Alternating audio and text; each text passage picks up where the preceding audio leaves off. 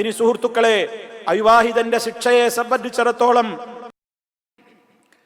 അവന് 100 അടി കൊടുക്കുന്നതിന്റെ പുറമെ അവനെ നാട് കടത്തുക കൂടി ചെയ്യണം എന്നുള്ള വീക്ഷണമാണ് മഹാഭൂരിപക്ഷം പണ്ഡിതന്മാർക്കുമുള്ളത്.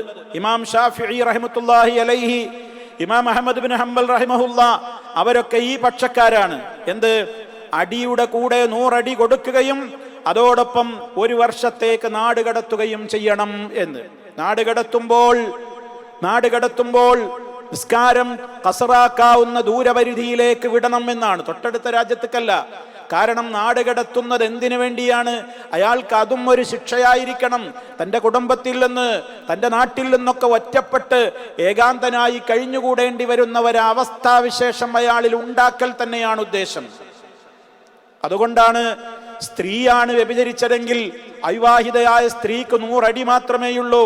അവൾ ഒരു സ്ത്രീയാണെന്ന നിലക്ക് അപകടത്തിൽപ്പെടാൻ സാധ്യതയുണ്ട് ഒറ്റപ്പെട്ട പ്രദേശത്തേക്ക് അവളെ നാടുകടത്തുമ്പോൾ എന്നതിനാൽ സ്ത്രീയെ നാടുകടത്തേണ്ടതില്ല എന്ന് അഭിപ്രായപ്പെടുന്ന ചില പണ്ഡിതന്മാരുണ്ട്. എന്നാൽ ചിലർ പറയുന്നത് സ്ത്രീയാണെങ്കിലും അവളെയും പറഞ്ഞേക്കണം, അവളുടെ കൂടെ അവളുടെ സംരക്ഷകർ പോണം എന്ന് മാത്രം, എന്നാലും പോണം എന്നുള്ളതാണ്. അതൊക്കെ കർമ്മശാസ്ത്ര മേഖലയിൽ ആ വിഷയത്തിലുള്ള ചില അഭിപ്രായ വ്യത്യാസങ്ങളാണ് സൂചിപ്പിച്ചു എന്ന് മാത്രം. എന്താണ് ഇവിടെ 100 അടിയും അതുപോലെ തന്നെ 1 വർഷത്തേക്ക് നാട് കടത്തുകയും ചെയ്യണം എന്ന് പറയുന്ന പണ്ഡിതന്മാർക്കുള്ള തെളിവെന്താണ്?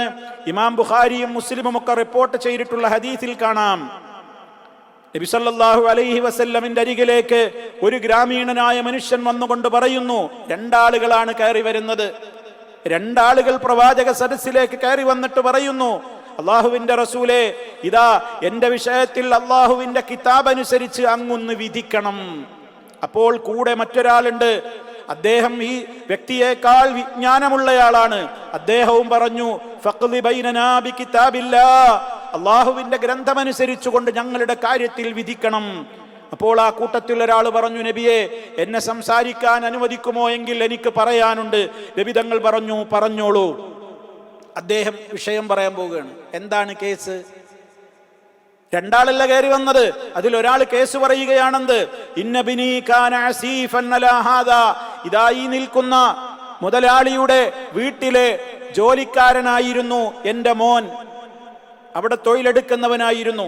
ഫസനാ ബിംറഅതിഹി, ഈ മുതലാളിയുടെ ഭാര്യയുമായി എൻ്റെ മോൻ വ്യഭിചരിച്ചു. വഇന്നി ഉഖ്ബിർതു, ഞാൻ അതിനെ സംബന്ധിച്ചുള്ള വിധികൾ അന്വേഷിച്ചപ്പോൾ എനിക്ക് വിവരം കിട്ടിയത് എൻ്റെ മോനെ എറിഞ്ഞുകൊല്ലണം എന്നുള്ള വിധിയാണ് എനിക്ക് കിട്ടിയത്.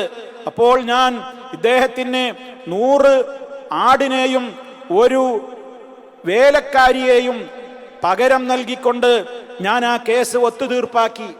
വധശിക്ഷ വേണ്ട, എൻ്റെ മോനെ കൊല്ലരുത്, ഞാൻ 100 ആടിനെയും 1 അടിമ സ്ത്രീയെയും നൽകിക്കൊണ്ട് ഞാൻ ആ വിഷയത്തിൽ ഒത്തുതീർപ്പിന് വേണ്ടി ശ്രമിച്ചു. പക്ഷേ എനിക്ക് സമാധാനമുണ്ടായില്ല. ഞാൻ ഉലമാഇനോട് ഫസഅൽതു അഹ്ലൽ ഇൽമി, ഈ വിഷയത്തിൽ അറിവുള്ള ആളുകളോട് ഞാൻ അന്വേഷിച്ചു. അപ്പോൾ അവരെന്നോട് പറഞ്ഞത്, അന്നഅലബിനി ജൽദമിആ വ തഗ്രീബ ആമിൻ, നിങ്ങളുടെ മോനെ എറിഞ്ഞുകൊല്ലേണ്ട നിയമമൊന്നുമില്ല, അവൻ അവിവാഹിതനാണ്, അതുകൊണ്ട് അവനെ 100 അടി അടിക്കുകയും 1 വർഷത്തേക്ക് നാട് കടത്തുകയുമാണ് അവനുള്ള ശിക്ഷ എന്നാണ്. ഇയാളുടെ ഭാര്യക്കോ അത് വിവാഹിതയാണല്ലോ, അതുകൊണ്ട് അവളെയാണ് എറിഞ്ഞുകൊല്ലേണ്ടത് എന്നാണ്. എന്താണ് പ്രവാചകരെ ഈ വിഷയത്തിലുള്ള തീരുമാനം? ഇതാണ് 2 ആൾക്കും അറിയേണ്ടത്. ഫഖാല റസൂലുള്ളാഹി സ്വല്ലല്ലാഹു അലൈഹി വസല്ലം, അപ്പോൾ അല്ലാഹുവിന്റെ റസൂൽ പറഞ്ഞു, വല്ലദീ നഫ്സീ ബിയദിഹി, എൻ്റെ ആത്മാവ് ആരുടെ കയ്യിലാണോ ആ റബ്ബിനെ തന്നെയാണ് സത്യം, ലാഖ്ദിയന്ന ബൈനകുമാ ബികിതാബില്ലാഹ്, അല്ലാഹുവിന്റെ കിതാബ് അനുസരിച്ചുകൊണ്ട് ഞാൻ നിങ്ങൾക്കിടയിൽ വിധി പറയുക തന്നെ ചെയ്യും. എന്നിട്ട് പറഞ്ഞു, എന്ത്? ആ അടിമ സ്ത്രീയെയും 100 ആടിനെയും നിങ്ങൾ തിരിച്ചു വാങ്ങിക്കൊള്ളൂ, അത് കൊടുക്കേണ്ടതില്ല.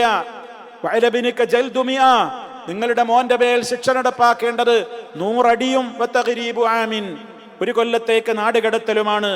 പിന്നീട് അസ്ലം ഗോത്രക്കാരനായ ഉനൈസ് എന്ന് പറയുന്ന സഹാബിയെ വിളിച്ചുകൊണ്ട് നബി തങ്ങൾ പറഞ്ഞു, വഗ്ദു യാ ഉനൈസ്, ഉനൈസേ, നീ ഇലംറഅതി ഹാദാ, ഇദ്ദേഹത്തിന്റെ ഭാര്യയുടെ സമീപത്തേക്ക് പോകൂ. എന്നിട്ട് അവളോട് ചോദിക്ക്, നിങ്ങൾ ഈ പറയുന്ന രൂപത്തിൽ കൃത്യം ചെയ്തിട്ടുണ്ടോ? ഫൈന ഇഅ്തറഫത്, അവൾ അത് സമ്മതിച്ച് ഏറ്റുപറയുന്നുവെങ്കിൽ ഫർജുംഹാ, നിങ്ങൾ അവരെ എറിഞ്ഞു കൊന്നേക്കുക. അങ്ങനെ ഈ സഹാബി അവിടെ പോയി, അവൾ കുറ്റം സമ്മതിച്ചു. നബി സല്ലല്ലാഹു അലൈഹി വസല്ലമ അവരെ എറിഞ്ഞു കൊല്ലുവാൻ വേണ്ടി വിധി പുറപ്പെടുവിച്ചു. ഫറുജിമത്ത്, അവർ എറിഞ്ഞു കൊല്ലപ്പെട്ടു. കണ്ടോ സഹോദരങ്ങളെ, നബി സല്ലല്ലാഹു അലൈഹി വസല്ലമിന്റെ കാലത്ത് 4 സംഭവങ്ങളിൽ എറിഞ്ഞുകൊല്ലുക എന്നുള്ള ശിക്ഷ നടപ്പിലാക്കിയിട്ടുണ്ട്. അതിൽ ഒരു സംഭവത്തിൽ 2 യഹൂദികളായ അമുസ്ലിമീങ്ങളുടെ വിഷയമാണെങ്കിൽ ബാക്കി 3 എണ്ണത്തിലും മുസ്ലിമീങ്ങളുടെ വിഷയത്തിലാണ് റജ്മ്, എറിഞ്ഞുകൊല്ലൽ ശിക്ഷ നടപ്പിലാക്കിയത് എന്ന് നമ്മൾ മനസ്സിലാക്കേണ്ടതുണ്ട്. അപ്പോ വേറെയും ബുഖാരി റിപ്പോർട്ട് ചെയ്ത വേറെയും ഹദീസുകളിൽ അവിവാഹിതരായ വ്യക്തികളാണ് വ്യഭിചരിച്ചിട്ടുള്ളതെങ്കിൽ ആ വിഷയത്തിൽ 100 അടിയും 1 വർഷത്തെ നാടുകടത്തലും വിധിച്ചിട്ടുള്ള വേറെയും റിപ്പോർട്ടുകൾ നമുക്ക് കാണുവാൻ സാധിക്കും. അപ്പൊ നാടുകടത്തൽ ശിക്ഷ എന്നുള്ളത് 4 ഖലീഫമാരും നടപ്പിലാക്കിയ ശിക്ഷാരീതി തന്നെയായിരുന്നു. അബൂബക്കർ സിദ്ദീഖ് റളിയല്ലാഹു തആല അൻഹുവിന്റെ കാലത്ത് കുറച്ചപ്പുറം വളരെ ദൂരമുള്ള ഫദക്ക് എന്ന് പറയുന്ന പ്രദേശത്തേക്കായിരുന്നു ഇത്തരം ആളുകളെ നാടുകടത്തിയിരുന്നത്. ഉമർ ഖത്താബ് റളിയല്ലാഹു അൻഹുവിന്റെ കാലത്ത് സിറിയയിലേക്കായിരുന്നു നാടുകടത്തിയത്. ഉസ്മാൻ ഇബ്നു അഫ്ഫാൻ റളിയല്ലാഹു അൻഹുവിന്റെ കാലത്ത് ഈജിപ്തിലേക്കായിരുന്നു നാടുകടത്തിയിരുന്നത്.